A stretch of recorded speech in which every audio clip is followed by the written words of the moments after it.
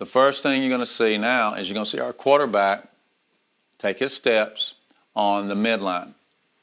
And when he takes his steps, again, he's going to get as deep as he can, okay, off the line of scrimmage. He has to stay athletic. If he's not athletic, then he will not be able to push forward and make a play.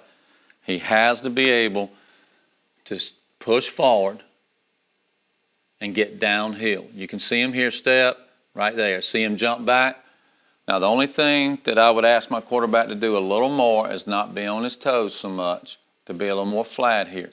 But we've got, my arms are bent here. When the arms are bent, then the ball can't get knocked out of my hands, okay? If my arms are out and they're stiff, then I can't, then if the ball's hit, you know, I'm not as athletic as I'm supposed to be. His eyes are downfield here. He's looking at that dive read there.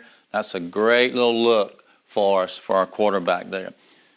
That's a great little look. Now, in practice, even though we don't pitch on the regular midline, we practice here so we can also practice with the Milwaukee Marquette look without having to spend a lot of other time incorporating that. And you'll see, again, him finish and pitch there. And again, when you run this play here, when this drill here, this does not have to be a center. You can have quarterback, quarterback, quarterback. 3 quarterbacks, and they just rotate. And you can get a lot of reps in over and over and over.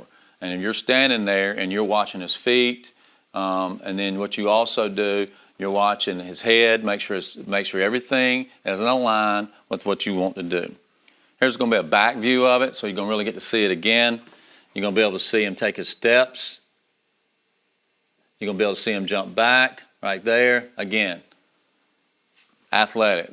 That's my one thing that we talk about with my quarterbacks, be an athlete, okay? You can't be athletic if your feet are too far apart, okay? You've got to be able to push and get downhill. You got to be able to push with that inside foot here and get downhill, okay? You can see, even though there's not even a dive read here, okay, his head's down inside.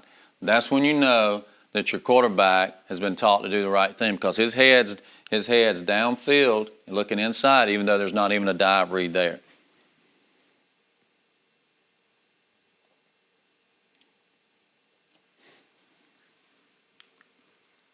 All right, now you're going to see him actually run it with our fullback. Again, our fullback is going to run on the right cheek of this center right here, okay?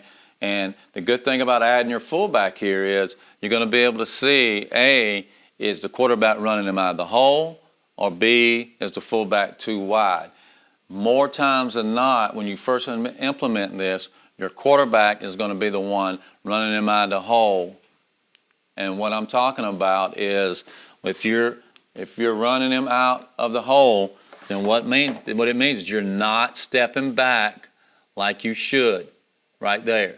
Okay, you can see right now, when my fullback comes, he would be right here. You can see the footprints where we've been practicing this over and over and over and over.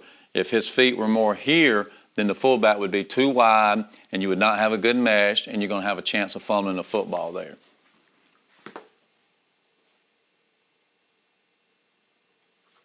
You'll see him step right here and downhill. That's exactly what we want with our quarterback. Okay, again, you're going to see him jump back. His eyes are downfield. He clears.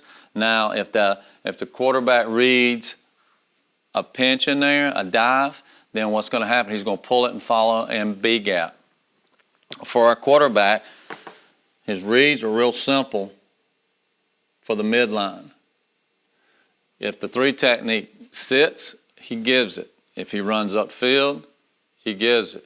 If he crashes, he pulls it in B. And you just keep telling that over and over and over with your quarterback so that it becomes something that he automatically knows.